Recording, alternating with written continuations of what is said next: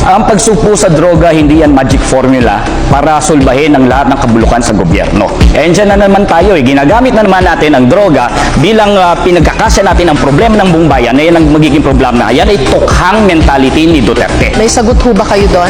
Kinakailangan malinaw sa atin, bakit ang mga security guard bago ma-hire sa trabaho kinakailangan sumailalim sa drug testing? Ang pagiging opisyal ng gobyerno, ikaw ay humihipo ng pera ng mamamayang Pilipino. Higit na mataas dapat ang standard natin sa mga naglilingkod sa gobyerno. Attorney Espiritu? Bakit hindi tayo magkaroon ng competency test, integrity test, honesty test, at mahigit sa lahat, pro-masa test? Yan ba yung bangayan ni Marcos at Duterte? Yan ba may kinalaman yan sa sahod na hindi nakabubuhay ngayon? Yan ba may kinalaman sa kontraktualisasyon na nagpapahirap sa ating mga manggagawa? Yan ba may kinalaman sa kahirapan? Yan ba may kinalaman sa presyo ng mga bilihin? At yan ang mga nararamdaman ng taong bayan sa ngayon, hindi yung bangayang Marcos at Duterte.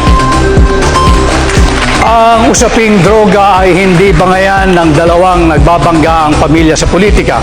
Ito ay tunay na nangyayari at nagaganap sa ating bansa. Kaya ako ay naninindigan na dapat sumailalim ang lahat ng opisyal ng pamahalaan at simulan natin sa tanggapan ng Pangulo. Maraming salamat po kay Attorney Rodriguez and kay Attorney Espiritu.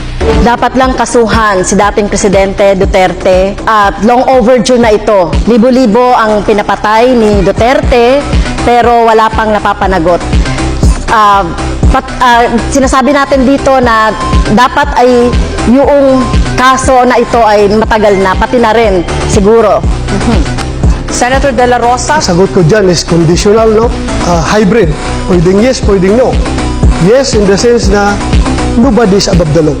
Kapag mayroon siyang nagawang kasalanan, kasuhan natin. Pero kung wala naman siya nagawang kasalanan, huwag mo siyang kasuhan base doon sa kaso ng ibang tao. Because guilt is personal.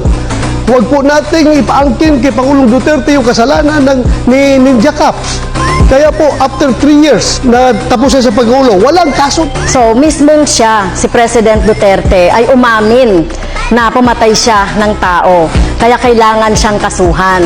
At ito, sino ba yung nagdisenyo ng mga policy na ito? Siya rin at nag-cause ng pagpatay. Maging si Senator Senator Bato ay dapat kasuhan. Gigil na gigil kang kasuhan si Pangulong Duterte at ako ng mga kaso na hindi mo kami maliling. Kumusta na po yung conviction mo sa kasong child trafficking? Ano na po nangyari? Bakit andyan ka pa? Hindi ka pa nakulong. Ang ordinaryong tao nagtatanong, porque congresswoman ka, hindi ka nakulong. Ang ginawa po natin na pagre-rescue, tama lang po yung ginawa ko na pagre-rescue sa mga teachers, sa mga bata na biktima ng mga harassment, intimidation at threat doon sa sinasabi ni Senator Bato na kaso. So, kung sino mang mga teachers, gagawin yon. Ano pong rescue na pinagsasabi niya? Na yung mga parents ng mga bata mismo ay galit na galit sa kanya. Bakit ginamit niya ang mga kabataan para sa kanilang kapakanan? Walang rescue nangyari doon. In fact, konbiktado nga siya sa kaso eh. There was no rescue.